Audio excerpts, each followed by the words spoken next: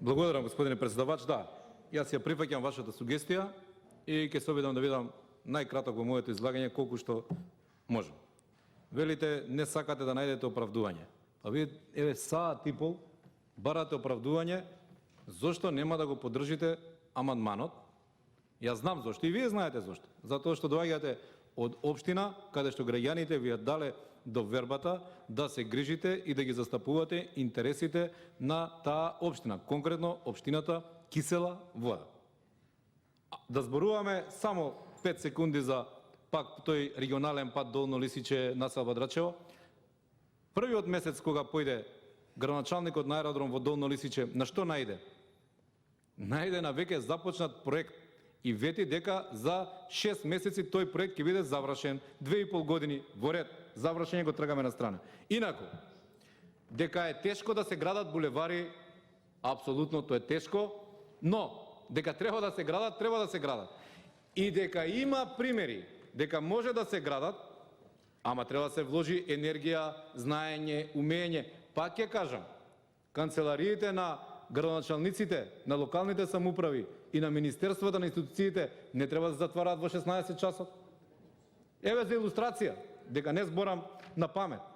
Во радиус воздушен од 1 километар, некоја предходна власт, предходните градоначалници, па еве и владата, знае заменичката министерка. Тоа све се работело во соработка со Министерството за финансии, со владата, со Министерството за транспорт и врски. Тие експроприации, менување на детални урбанистички планови, генерални урбанистички планови не ги носи само локалната самоуправа. Само во радиус од 1 километар на делот каде што ние гравитираме од аеродром и Кисела Вода. Булевар Србија. Цел булевар. Огромен. Булевар Трета македонска бригада. Булевар Борис Трајковски. 3 булевара. Нови.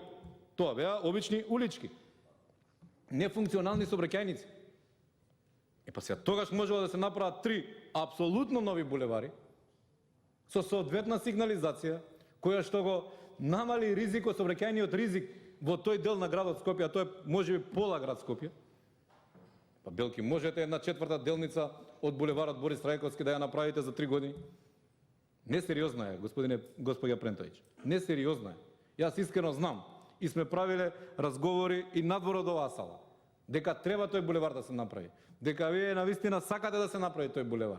Но освен сакање и требање, треба и ангажман кај министерството, кај премиерот, кај локалната самоуправа да се направи соодветен притисок. Ако сме повеќе или подолго време трошиме или сме посветени со граѓаните, јас сум убеден дека тој притисок од граѓаните не може да го издржиме како пратеници, а тука да не гласаме за еден ваков амандман кој што е нужна потреба на граѓаните кои што ни ја дале довербата и од каде го црпиме нашиот кредибилитет да бидеме овде во овие пратенички клуби. Благодарам. Бидете, тоа е мој совет, јас сум убеден дека вие секојдневно разговарате со граѓаните, но уште повеќе потрошете време, бидете со граѓаните и верувам дека ќе имате и сила и мок да ги убедите вашите владини и локални представници за едни вакви решенија кои што за некои значат живот. Ви благодарам.